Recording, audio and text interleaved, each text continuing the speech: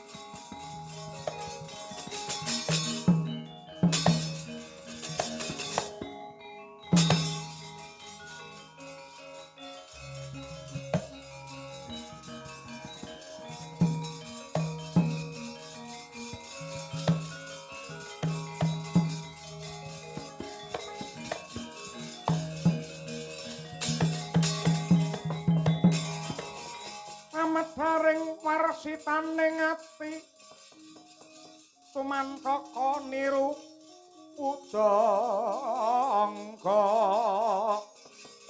sahat mudha ing batine marma kedah ginunggung tan muruh yen ngesemi hameksa hangrumpaka basa kang kelantur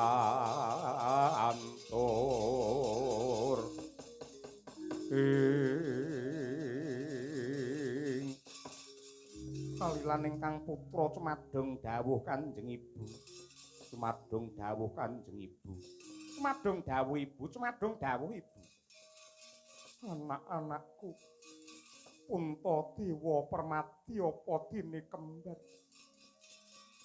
kabar wis sumebar warta wis rata lamun ta dulurmu lanang ngestokake dawuh pangandikane pepundhen Ngastina mlebu ning Wanamarta bakal golek kamukten kanthi banting raga meres kringet mongko para Pandhawa ki sumpahe ngibarate kaya endhog sak petarangan mukti siji mukti kabeh mati siji kabeh mbelani nanging yogine ngatasé Bratasena toh nyawa paribasane kowe kok mung meneng wae Punta lan Permati mongko lamun ta Bratasena bisa ngranggih kamulyan kawibawan mesti ora bakal dirasake dhewe mesti bakal ditularake marang dulur-dulure kabeh mula kang mangkono aja wedi kangelan ripalungguhan iki ayo tak kanthi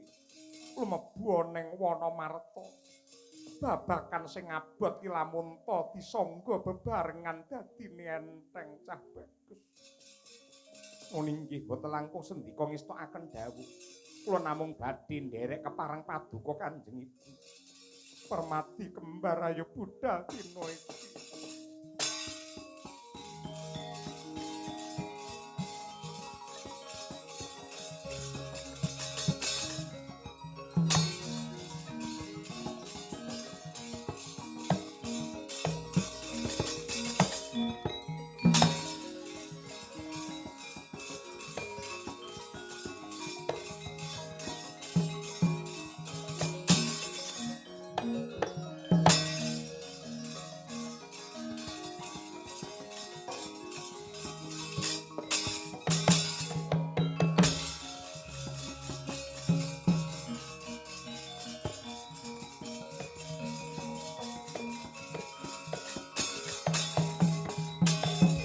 Sing langit kelap-kelap katon lir kintange ngalis risang maweh kandrung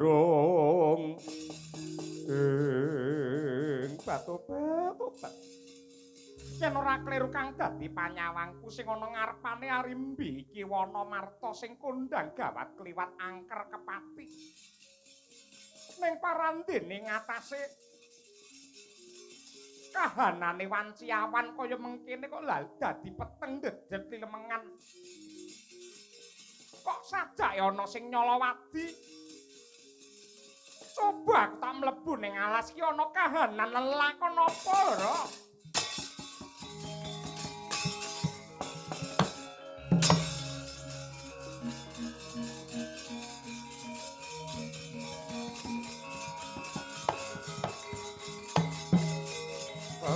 Kasih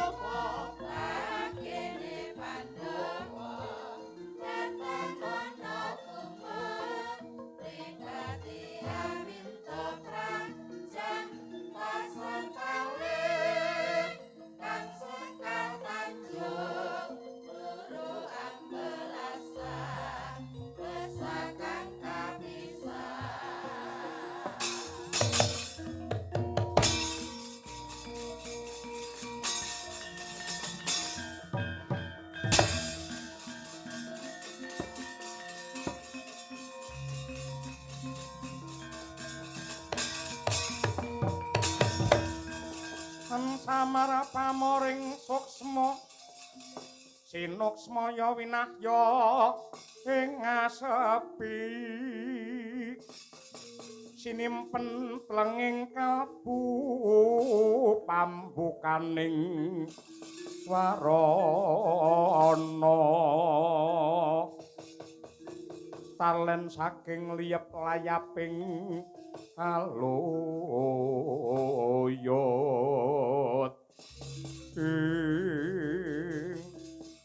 jebul saka kene iki ingkang dadi jalaran dene kahanane Wanamarta dadi peteng dedet lelimengan iki ana wujude pedhut sing panase kegila-gila gereng-gereng mapan ana sajroning pedhut cetha lamun ta iki jama menungsa. Muga-muga pangeran ngijabahi coba tak budidayane sarana cipta supaya nyingkir wujude pedhut wisa iki.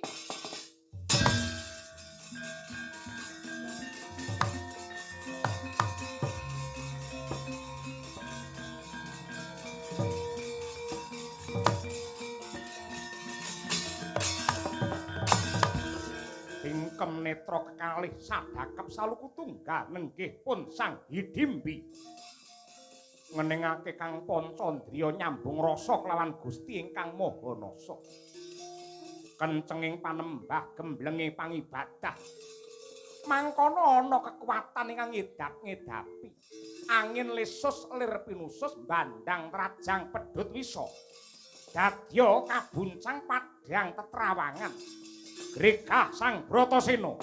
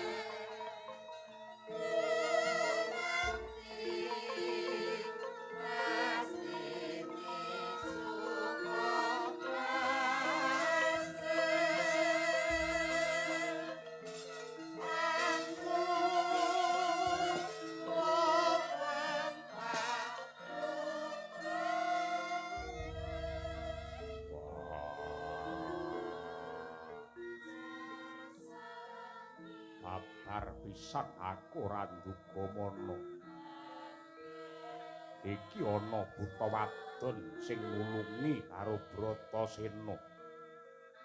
Satemah aku luar saka panandhang. Maragake kowe bloko, kowe iki sapa? Raden Bratasena ditepungake aku saka negara Pringgondani saka golongane buta jenengku Arimbi, Raden. Aku banget ngaturke panuwun kowe Arimbi wis dadi lantaran nulungi aku. Ing atase wujudmu buta nanging jiwamu becik, atimu resik. Mula jumbuh karo sumpah prasetyane Bratasena. Ripalungguhan iki manuta kowe dadi bojoku. Raden, aja kleru panampa ya Raden. Anggonku makarti iki tulus ikhlas lahir batin ora milik karo apa-apa. Aku nyawang panjenenganmu wis luar saka panandhang wae rasaku wis melu marem Raden Bratasena. Nanging nalika ing ngarep aku wis sumpah yen ana wong wadon sing nulungi aku bakal tak pek bojo. Yen nganti aku selak ing janji bakal tetel jiwa kasatriyanku. Tanpa beda kelawan Arimbi. Yen aku mbebantu marang panjenenganmu iki merga mung saka tresnaku karo panjenenganmu ning ora tresna karo kerukunan sarta pedamen bakal luntur kang dadi tekadku. Biyen wong tuaku Rama Prabu Trembaka memungsuhan kelawan Prabu Pandhu Dewanata. Pandhu kuwi bapakku sing wis seda. Mula Raden, aku nyuwun mung siji, antarane tedhak turun Trembaka kelawan trah Prabu Pandhu mangun kekadangan sing becik adoh saka rasa serik lan memungsuhan. Aja mung dadi kadang nanging kudu dadi keluarga. Mula manuta kowe tak pek bojo. Aja meksa rasaku, Raden. Aku wis bisa mawas diri ngerti karo kahananku. Panjenenganmu kuwi satriya jatmika tur pideksa. Aku mung buta wadon sing gegilani kaya mengkene, Raden. Sing tak goleki ya kaya kowe kuwi. Gunane apa aku rabi karo wong ayu yen lekoh bebudene luwih becik, wong elek ning atine becik.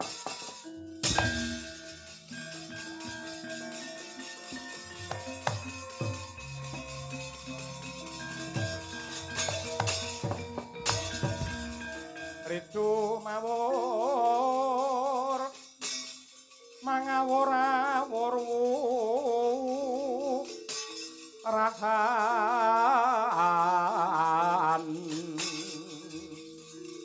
tengaraning jurit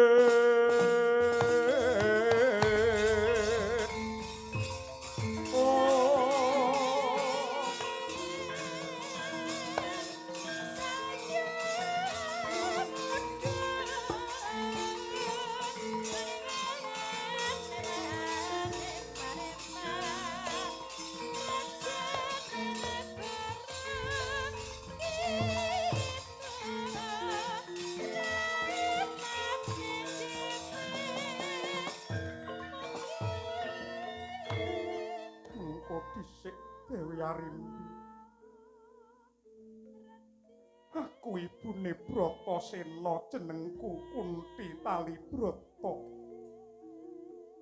Aku rumangsa marem nekseni sliramu wong loro sing padha ngantepi karo kautamane dhewe-dhewe.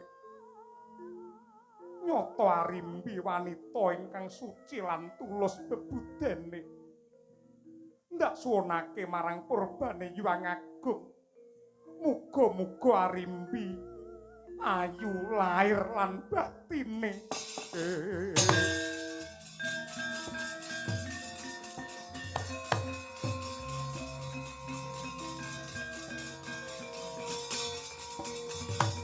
Ngaturaken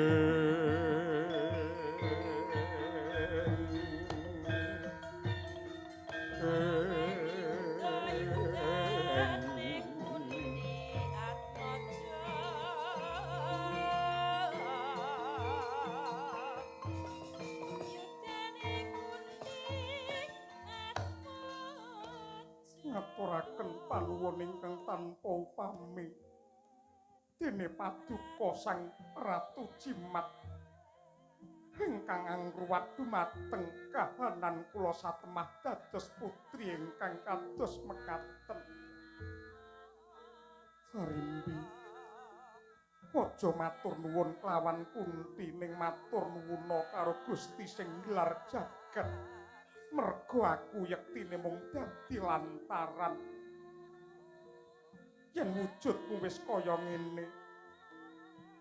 Ndak kira trep lamun to bebojoan kelawan anakku si Bratasena.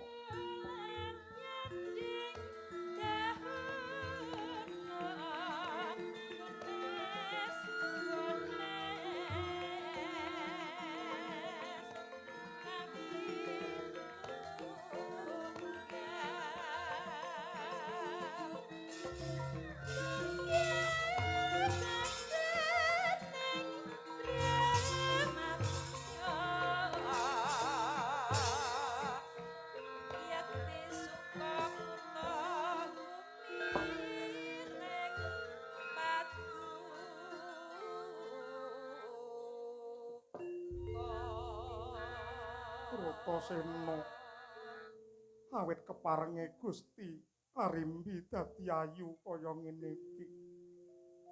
Yen kelakon dadi bojomu sok yen kok jak becek ora ngisin-ngisini. Ngopo kok dadi kaya ngene? Aku malah luwih grengseng yen wujude buta kaya mau. Ngene iki aku malih ra mentala ora. Ning kahanan kula kados mekaten menika kados pundi Raden? Mboten wonten ceceking raos kula kepingin mangayom dumateng Cingandika. Aja ngono, Arimbi. Ya kanthi kowe bebrayan kelawan si Bratasena muga-muga dadi lantaran rukune trah pringgondani kelawan trah Ngastina. Sineksen jagat saistini muga-muga pangeran ngijabahi muga kowe bisa dadi urip bebrayan langgeng nganti kaken-kaken ninen-ninen anane mung kebak barokah. Kowe wis sah kono kok kapake sakarepmu.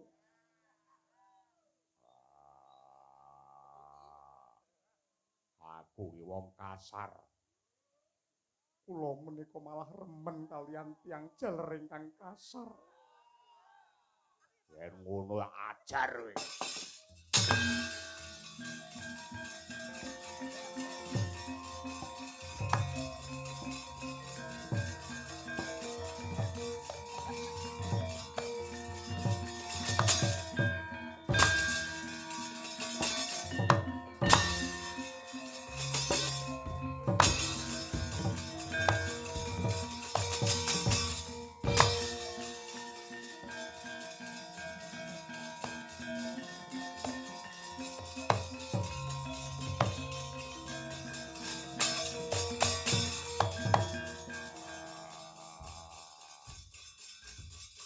Bratasena mandeg.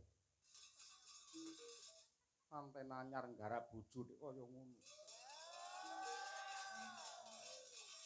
Ora kena. Rumangsamu kok padake simbal apa piye ndur kok. Wong dhewe-dhewe. Yen kowe carane karon sih mesti halus. Yen aku kaya ngene iki. Ning mesake kuwi Arimbi kaya ngono kuwi ontang-anting kok banting kaya ngono. Ning nyatane sing nglakoni ya ora apa-apa. Kowe apa rumangsa lungkrah, rumangsa lara, ora gelem tak ajar kaya ngono kuwi Arimbi. Aku malah seneng banget yen kok ngonokake mau kan. Tobat. Aku malah isin dhewe. Arung rampung pakaryanku Yasa Negara. Aku mung bisa ndonga.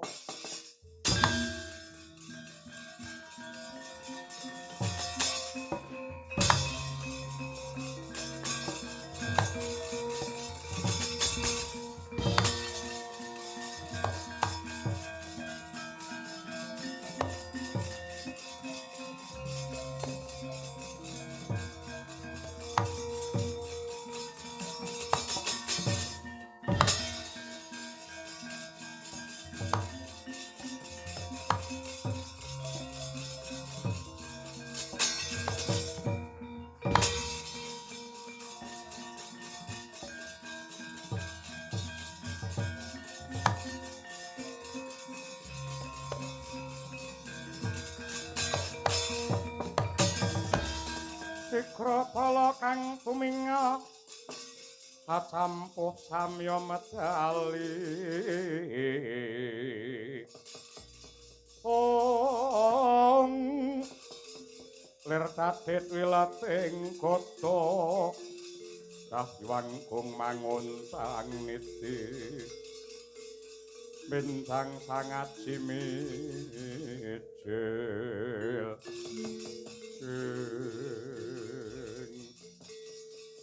ana pawongan bagus mung dingkluk karo nyawang ayang-ayange dhewe.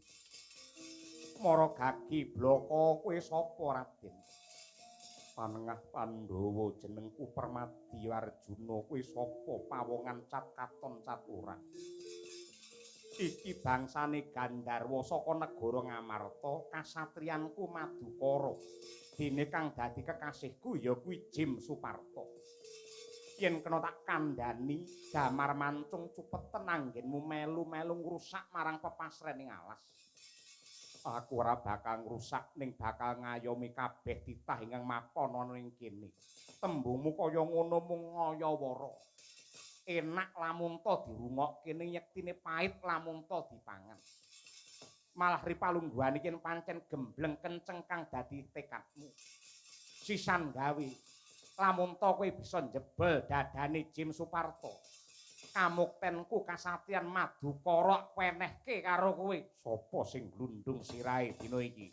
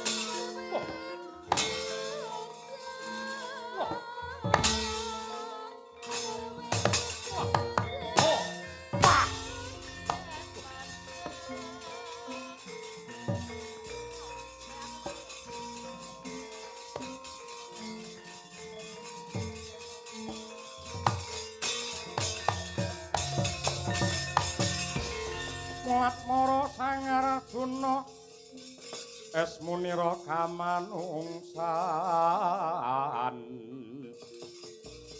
ong sawangnya gendreh memanis ong liring dikamantyan kenging sing ujwala kongas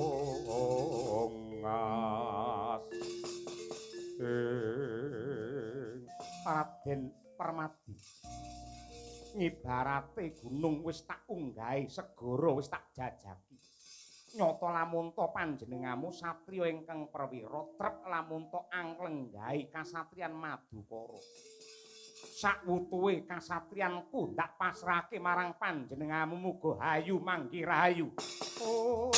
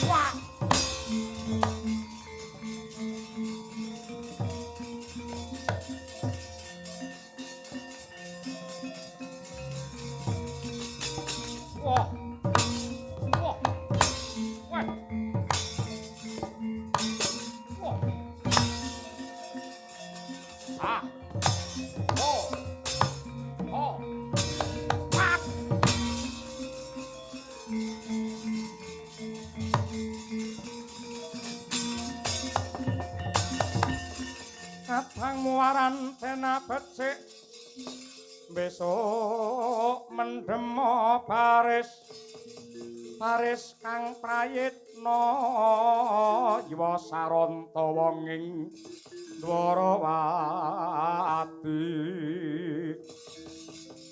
tinumpes panik wawak Pandhawa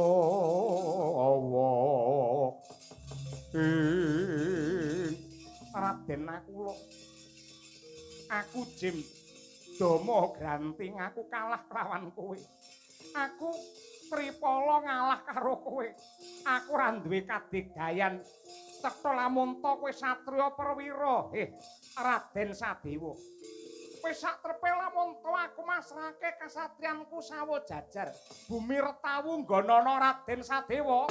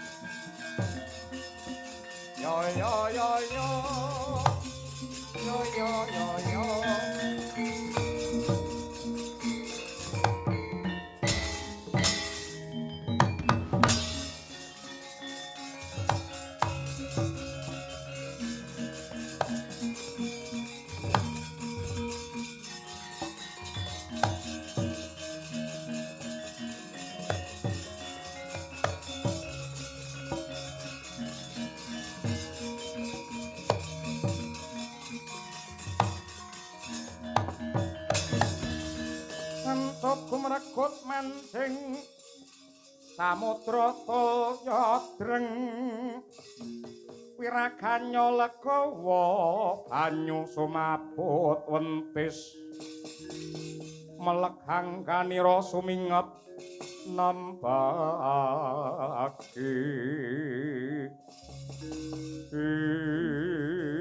kowe Bratasena sing wingi tak tibani pedhut wisa parandiring jenggelek malah katon mebyar mawa tejo.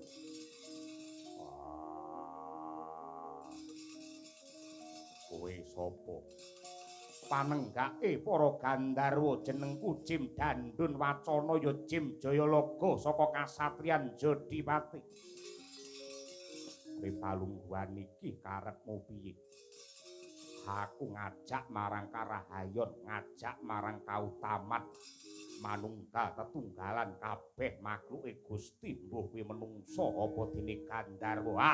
Ora perlu kakehan cangap. Ripalungguhan iki dibuktekke sapa sing atos balunge ulet kulite. Yen kowe bisa nglundungke sirahku, Kamukten Jodipati pasrahke marang kowe. Udel-udel wadukmu.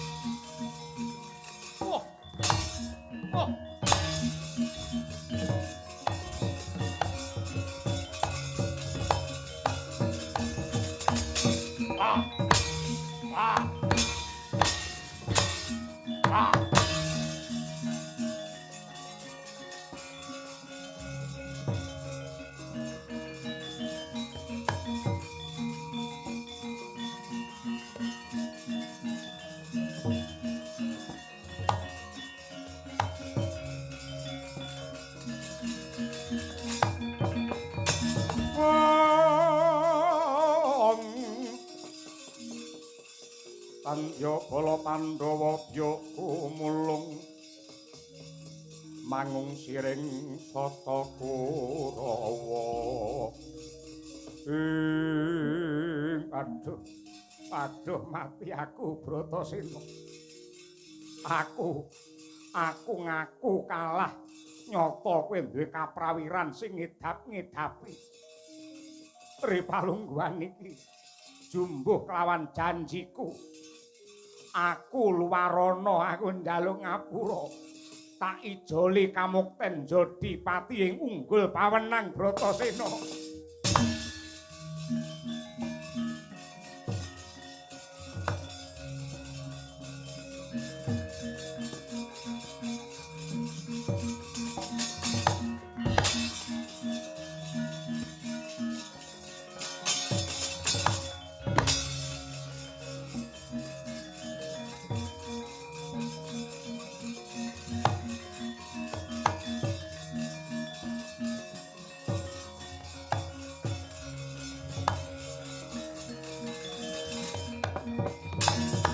Nyata laruta kuda guru kula yen tanamutusa sangkri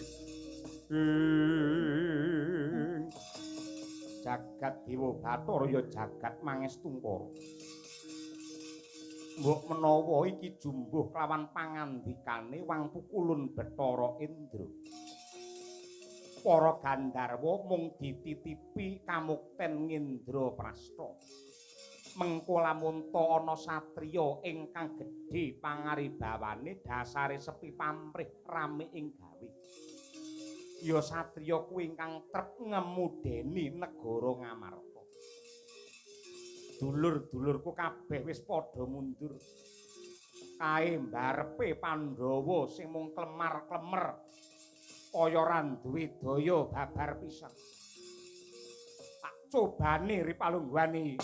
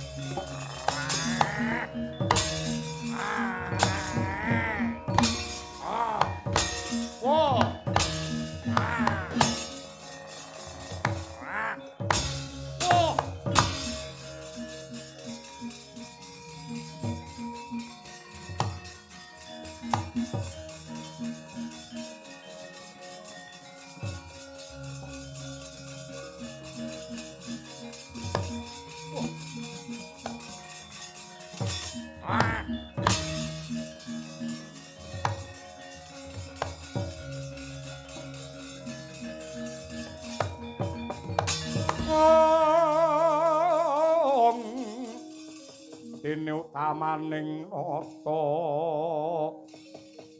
berbudi bawa laksana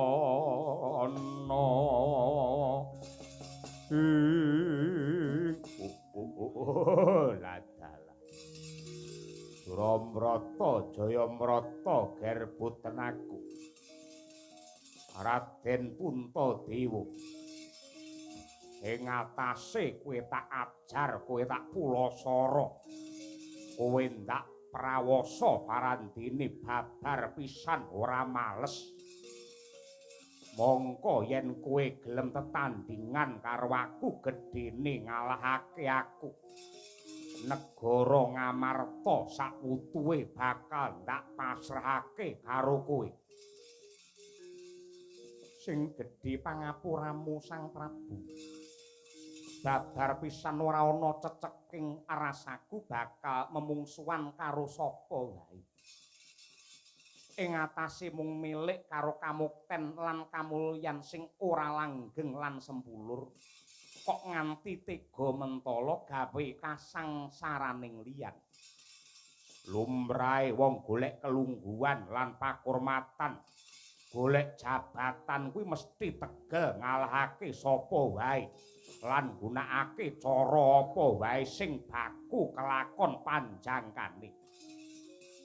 Aja nganti nganggep bab sing lumrah marang pakarti sing salah lan ora pernah. Tan wurunga bakale dadi bubrah. Nanging kowe sak dulurmu mlebu Wanamarta iki lak butuh golek kamulyan, butuh golek kamukten.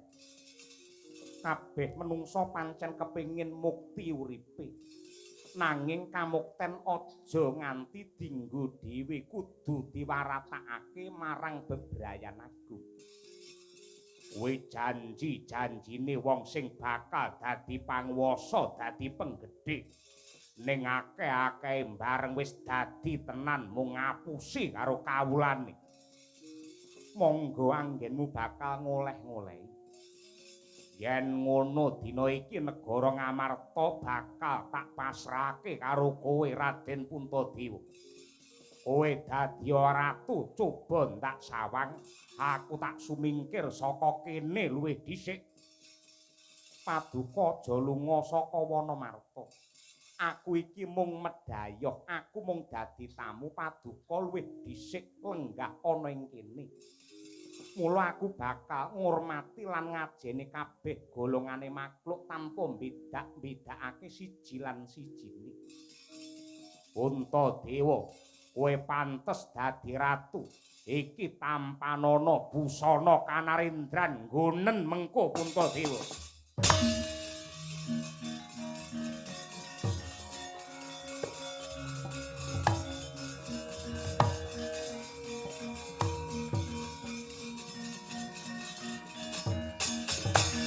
Narapati Darma putra miangari tanan jaya ing Raden Puntadewa minangka simbol kawibawane ratu iki tak pasrahake Mekutha Ratu jangkep sak busanane kang endah lan gumebyar maragake tampanen lan nggonen Raden. Matur nuwun Sang Prabu, nanging upamane aku dadi ratu, aku ora wani nganggo Mekutha lan busana Kanarendran ingkang gumebyar. Merga kawibawane ratu kuwi ora dumunung marang busana kang endah, ning mapan ana watak sing jujur, adil, wicaksana, tresna marang para kawula. Yen aku dadi ratu nganggo sandangan kang endah, mongko kawulaku uripe padha kesrakat. Kuwi padha karo nglarani rasane wong cilik.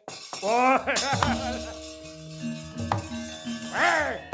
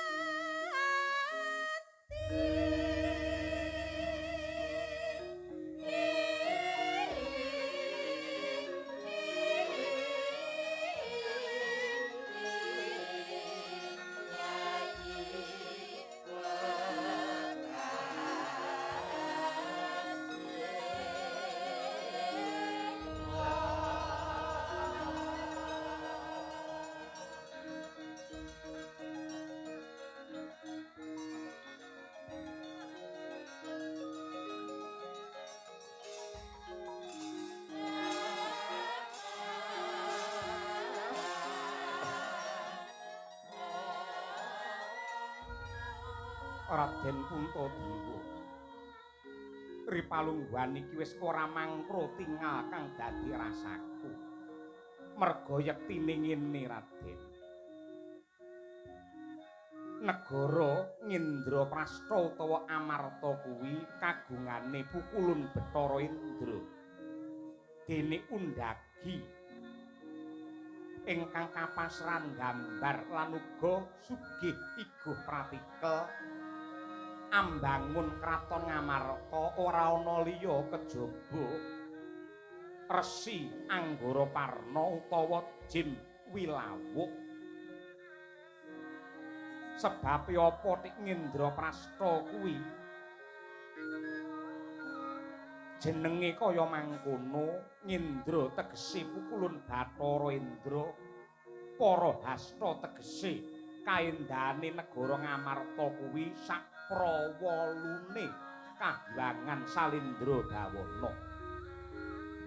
Lan dudu sapa-sapa ingkang trep ngratoni ngemudeni karo negara iki kejaba mung Pandhawa lan panjenenganmu Raden Puntadewa sing pinter ngrangkani karo para kawula.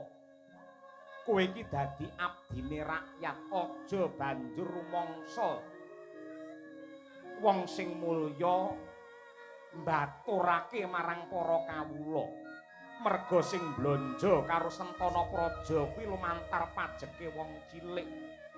Kowe iki wakile wong cilik, yen diblanja karo wong cilik sing pinter anggenmu gawe tentreme rasane wong cilik. Mongko manut agama sing tak gilut makhluk kuwi mung duwe kewajiban ya kuwi loro setengah perangan saka bandane kuwi sing wajib diwenehake marang wong-wong sing mbutuhake lan wong-wong ingkang tuna bapa lan ibu. Ewadene pajek kuwi yektine ora diwajibake ning yen pancen kuwi dadi aturan negara kanggo mblanja marang para pejabate negara monggo wae. Nanging yen nganti Sentana Praja ora pinter nyambut gawe tentrem kok malah gawe tintrim, kon gawe pepadang kok malah gawe panandang, tegese kuwi Sentana Praja sing ora trep nampa blanja saka para kawula.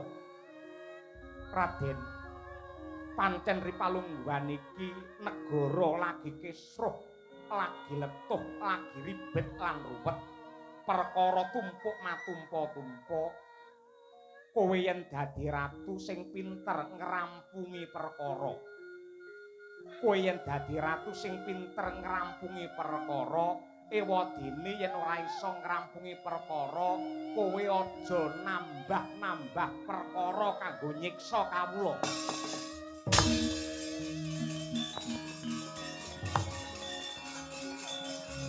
Ayu rahayu para Pandhawa.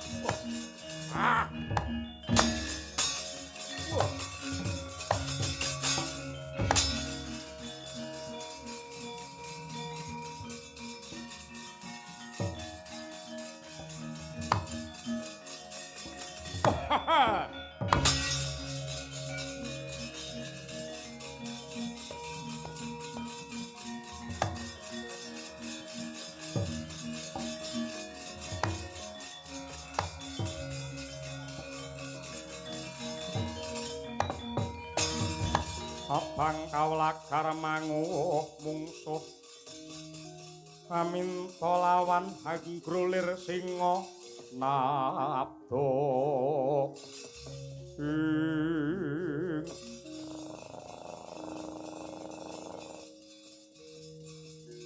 kabare kowe manten anyar Bratasena. Aku ora ngerti kowe iki sapa. Iki kakangmu Ipin. Kakange Arimbi sing kok pek bojo.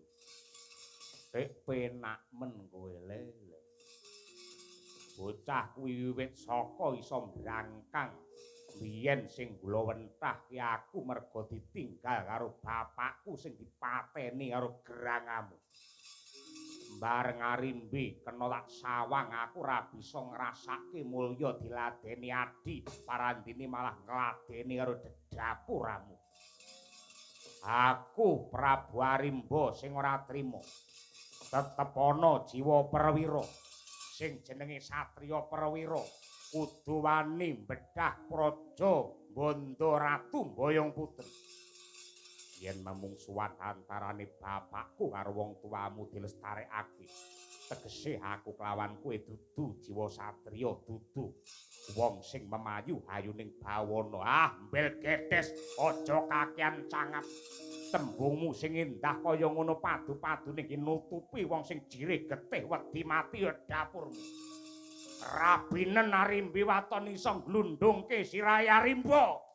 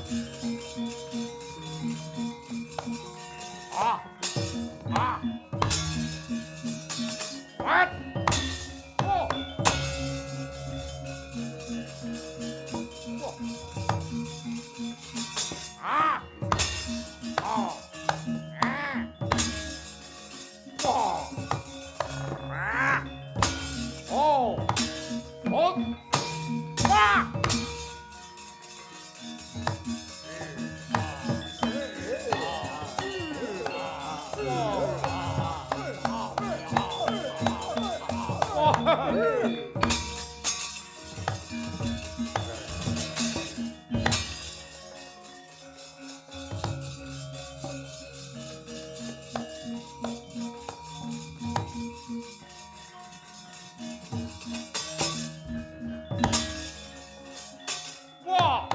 Wah!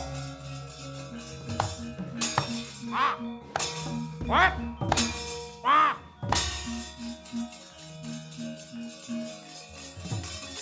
Hey! Ah! Ha, ha. Yeah! Ah! Oh!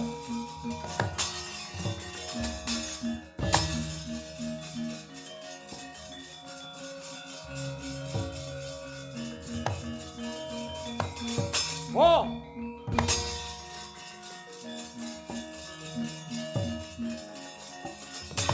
Ah! Eh! Ah! Wah! Out! Ah! Wah! What? Ah! Wah! Wah!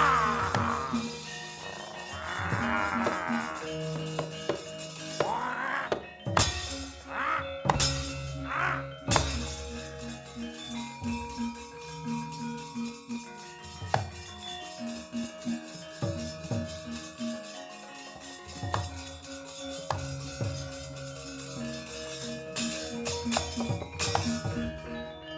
Kakang Arimbo. Oh.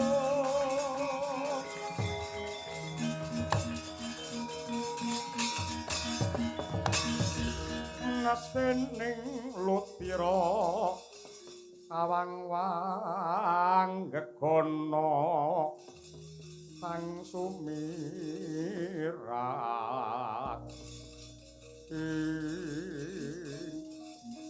Kakang Arimbo, aku njaluk pangapura ya Kakang. Merga saka tumindak pakartine adimu Arimbi kowe nemahi pati kaya ngono. Aku njaluk ngapura. Arimbi. Aja kok getune, aja kok tangisi patine dulurmu tuwa. Iki kena kanggo kaca pangilon. Wong yen ra kena dijak rukun entek-entekane kaya ngono.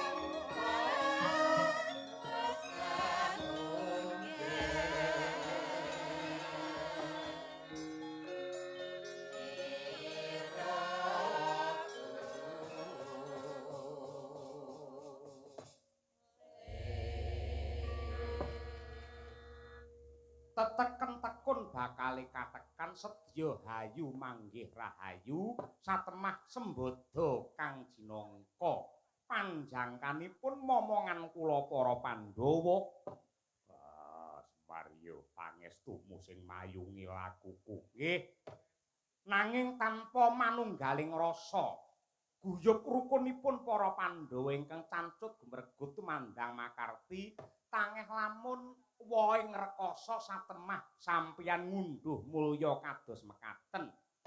Nadyanto sakmangke jenengan nguwasani lan duwe negara ngamarta sing prasasat kaya emas sinangkling nika ning ibarate wong gegawa ora saya enteng parandene saya abot. Wong dadi panguwasa niku dudu bebungah ning amanah tanggung jawab sampeyan ora enteng. Kula nderek bingah rampung pakaryan dika. Dene sak rampungipun cariyos sing kababar kula ngrumaosi Semar ingkang ngayahi wajib kathah kalepatan lan ugi pangucap ingkang kula sengaja lan boten sengaja ingkang ndadosaken tatuning penggalih boten langkung kula nyuwun gungi samudra pangaksami sapengker kula saking mriki mugi-mugi warga ageng keluarga ing Gereja Katolik Poh Sarang dipun pandegani dening para rama satemah saged anjayeng bawana mboten namung tentrem lahir ning tentreme teka batin mboten namung slamet donya ning slamet nganti akhiripun minangka tandha syukur aku bakal joget sawetara mangsa bareng Den